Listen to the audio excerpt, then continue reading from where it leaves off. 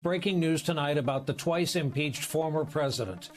The Washington Post first to report that the Manhattan District Attorney has convened a grand jury that is, quote, expected to decide whether to indict Trump, executives at his company, or the business itself, should prosecutors present the panel with criminal charges. The report continues to say the move indicates that Manhattan District Attorney Cyrus Vance's investigation of the former president and his business has reached an advanced stage after more than 2 years. It suggests, too, that Vance believes he has found evidence of a crime, if not by Trump, then by someone potentially close to him or by his company. District Attorney Vance has been looking at Trump's business practices before he was president. Vance fought all the way to the Supreme Court to get the former president's tax returns into his hands. New York's Attorney General Letitia James is also conducting a civil investigation into Trump. She recently joined forces with Vance's office in the criminal inquiry. These investigations are believed to be largely stemming from cases involving Trump's former lawyer and fixer Michael Cohen, who eventually, of course, famously turned on his boss after pleading guilty to making hush money payoffs for Trump and lying to Congress. This latest investigation appears to hinge on longtime Trump Organization CFO Alan Weisselberg, who has been under pressure from the Manhattan DA. One of the Post reporters who broke tonight's story described Weisselberg's importance to this case. He's almost the human equivalent of Trump's taxes. He's the guy through which almost all of Trump's financial transactions, big and small, have passed through for 30 years. So he would be a valuable asset if you thought there was financial crime. To no one's surprise, Trump tonight responded to the Washington Post story with a lengthy statement calling the DA's investigation, and we quote here, a continuation of the greatest witch hunt in American history, purely political and an affront to the almost 75 million voters who supported me in the presidential election. That echoes defiant comments he made late last year about being a target of law enforcement. These same people that failed to get me in Washington have sent every piece of information to New York so that they can try to get me there. It's all been gone over and over again. For $48 million, you go through tax returns, you go through everything. They want to take not me, but us down.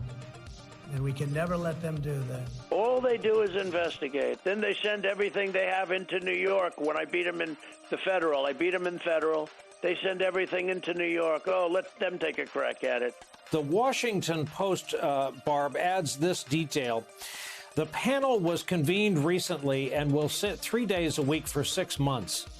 It is likely to hear several matters, not just the Trump case, during the duration of its term, which is longer than a traditional New York State grand jury assignment. So, Barb, what can we glean about this investigation? Well, I think it is a significant step in the investigation of the Trump Organization. We've known for a while now that Cy Vance, the Manhattan District Attorney, has had his hands on documents and has been reviewing those documents. If there was no there, he would stop. The fact that he has now convened a grand jury to present these documents to those members of the grand jury, to call witnesses before the grand jury, especially at this rigorous pace, suggests to me that he believes he has found some predication to present a case to the grand jury. So I think it means the case is making progress and that there is a strong likelihood that it will result in charges. What would a good lawyer, Barb, be advising Donald Trump right about now? Well, I think a good lawyer would probably be largely unsuccessful in telling him to not talk.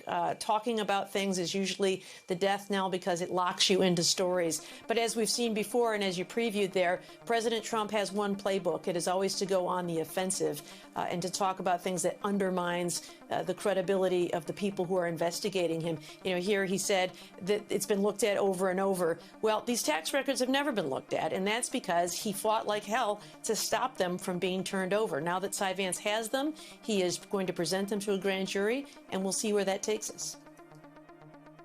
Ashley Parker, you know the Trump playbook better than most. It certainly wasn't your typical presidency. It certainly isn't your typical post-presidency.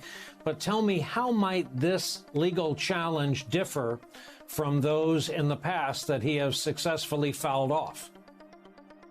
Well, it differs sort of existentially, and that he's not the president. He is, as President Biden said, the former guy. And so it can get very close. There's a lot of questions we don't know yet about this legal challenge, but it can get very close to him, his family members, his business, the people in the organization. But it is just not going to affect the nation the way it would have when he was president. And keep in mind, this was a president for whom politics was personal, the personal was political. And so he would be dealing with something like this, which would have often a higher bar when he was president, but it would lead to chaos in the West Wing, chaos in the decision-making, and not just the decision-making about how to handle this legal challenge, but the decision-making on everything from coronavirus to foreign policy.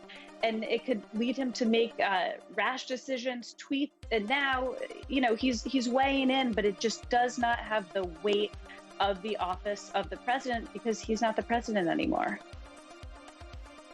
And AB, wouldn't savvy Republicans see genuine legal trouble for ex-President Donald Trump as an off-ramp to freedom for them? Right, Brian. I do think there are a bunch of them, particularly who are running for president in 2024 or hope to, who definitely have been hoping for a long time that President Trump will be indicted and no longer be a problem. I'm sure that Senate Minority Leader Mitch McConnell shares that view. But the MAGA-verse, where Donald Trump is still president and raising hundreds of millions of dollars off of his persecution complex, it is a place where people have to rise up to his defense and call this a witch hunt. He will be keeping up a huge narrative all throughout. He is holding rallies soon, and he will put pressure through the fervent support of his base and all of those small dollar donations and all of his rhetoric about people persecuting him from the Democrats to the media to the judiciary to law enforcement. He will be keeping it up. And that puts pressure on the average Republican who either serves in a red district, a Trump district, or is a senator looking in cycle for his endorsement. And that really means that you're going to hear a lot of the same kind of comments they make about the big lie. Things like, well, I'm not saying the judges were wrong about saying there wasn't fraud, but there are just a lot of questions. And so as long as he's keeping up the witch hunt and there are no indictments, which could go on for a long time, and even if there are indictments, I think Republicans are going to fall in line and just tell us there are too many questions.